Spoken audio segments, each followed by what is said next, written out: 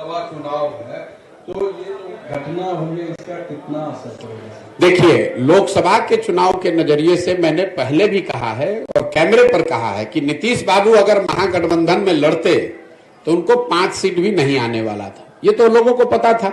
और जब हम लोग कह रहे थे तो उनका कोई दल का आदमी चिल्लाता था, अरे प्रशांत किशोर को क्या आता है। ये तो डर इतना है ना, लोगों को पता है। मैं कोई ऐसे बिहार का कोई नेता तो हूं नहीं कि कह दूंगा कौन जीतेगा। अगर मैं कह रहा हूं कि नहीं आएगा 5 तो नहीं आएगा 5। इसी डर से पहले तो भागे, उनको मालूम था अभी खाता नहीं खुलने वाला है, तो भागे भाजपा में। अब इस नई व्यवस्था में जरूर एनडीए के नाम पर, मोदी के नाम पर, भाजपा के लहर में कुछ सीट उनको मिल जाएगा। लेकिन इसके साथ ही एक और आपको भविष्यवाणी कर देता हूं, इसकी सबसे बड़ी कीमत इस गठबंधन का भाजपा और उनके दल वाले पे करेंगे विधानसभा के चुनाव में। लोकसभा में नहीं, लेकिन भाजपा को इसकी बहुत बड़ी कीमत चुकानी पड़ेगी आने वाले विधानसभा चुनाव में।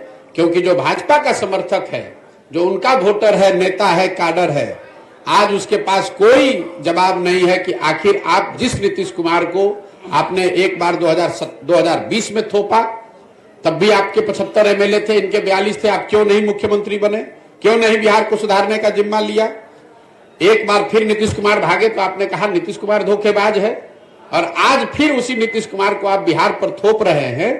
तो जिस तरह से कांग्रेस और कांग्रेस के नेतृत्व ने चंद सांसदों के लालच में बिहार को 20 वर्ष तक लालू के हाथ में बेचा, इसकी चिंता नहीं की कि बिहार के लोगों का क्या होगा। 10, 15, 20 सांसद हमारे जीत के यूपीए के आते रहे। लालू जी अगर पूरा बिहार लूट कर बर्बाद कर रहे हैं तो कोई चिंता नहीं थी सोनिया गांधी को, कोई चिंता नहीं थी कांग्रेस की लीडरशिप को। वही हाल आज भाजपा के लीडरशिप का है। उनकी चिंता बस इतनी है कि संसद में अगले लोकसभा चुनाव में हमारा 30-35 सांसद जीत कर आ जाए।